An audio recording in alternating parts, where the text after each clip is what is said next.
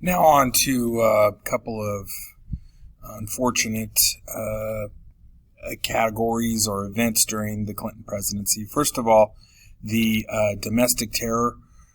We kind of have lived through a time period in the last 15 years or so where we focus on international terror. But in the 90s, the biggest news was terrorism committed here within our own country by American citizens. I want to start with kind of explaining the story of David Koresh. He, in the 1990s, he was a cult leader of a religious group called the Branch Davidians. And he had led his people from people to a compound that they owned in Waco, Texas. They'd owned a lot of property kind of out in the outskirts of Waco and were wanting to kind of live their lifestyle, mostly separate from society and kind of do things the way that they wanted to do things. In the process of their thinking, they stockpiled an enormous amount of weapons.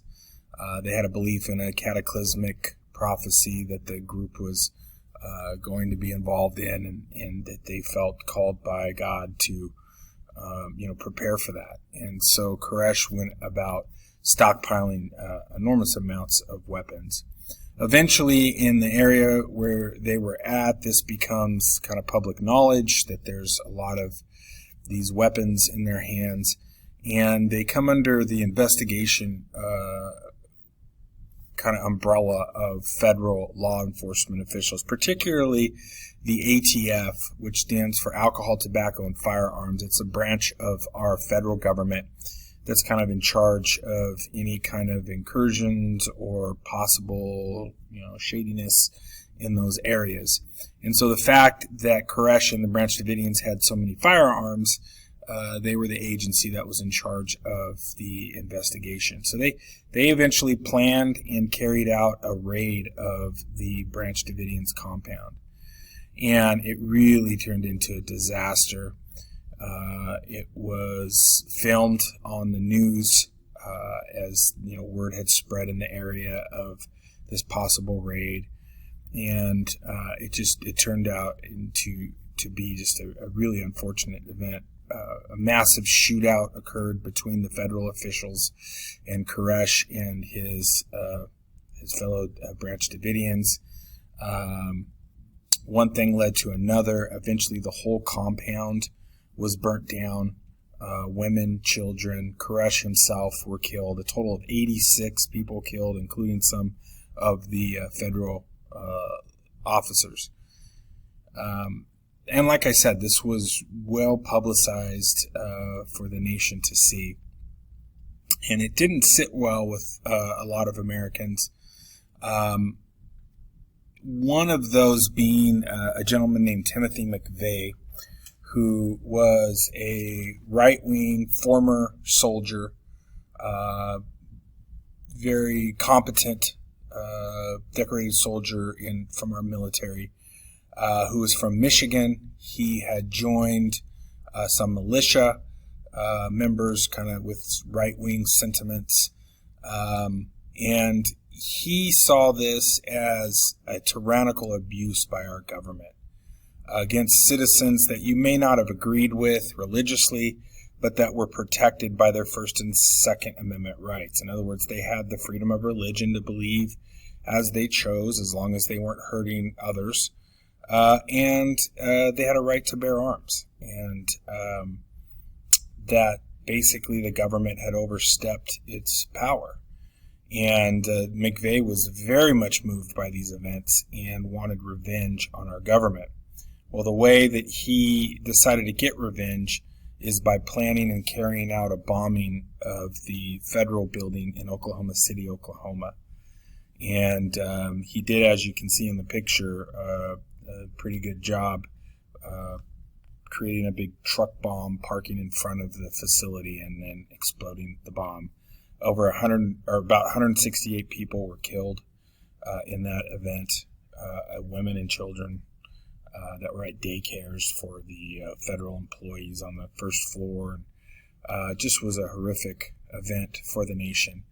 Eventually, McVeigh was caught, convicted, and years later executed for his terrorism, but really was kind of the focus of the 90s terrorism was actually this domestic event.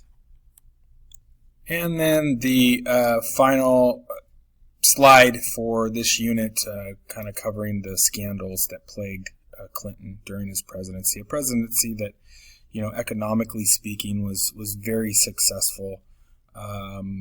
Politically speaking, he had made a lot of compromises with an adversarial Congress, had got some moderate reforms passed. Probably would have went down as one of the most successful presidencies, except for here in this last term, Clinton was the subject of scandal. Scandal wasn't new to the Clintons. Early in their presidency, they had been involved in the accusations of what was called the Whitewater controversy. It was a failed real estate investment that harmed financially a lot of people. And during the 1970s and 80s, and the Clintons were accused of being involved in that, profiting from that, covering that up. Nothing ever specifically came out on that would harm him as far as his presidency went. But in his second term, Clinton had a history of extramarital affairs, or at least accusations of extramarital affairs. And he had one with a White House intern in the Oval Office of the White House. And the news of that, obviously very embarrassing for him, started to come out. And he initially fervently denied those accusations. It brought upon an investigation against him, and that investigation was headed up by an independent counsel, Kenneth Starr, very similar to what we're seeing with the Russian collusion accusations of the Trump presidency and Robert Mueller, an independent counsel that's kind of heading up this investigation that's been going on over a year presently. For Clinton, the equivalent was Kenneth Starr. And in his investigation, Clinton was interviewed and perjured himself, and also was found to obstruct justice, tried to kind of get in the way of the investigation, finding things that were damning to him. And those are very serious crimes. Our nation is built on being honest under oath. You take an oath, and if we don't, because we are typically tried by our peers, we have to be able to depend on the truthfulness of witnesses. Not to say that always happens, but it's our system needs to be based on that. And so our president perjuring himself under oath was a pretty serious thing to do during his presidency.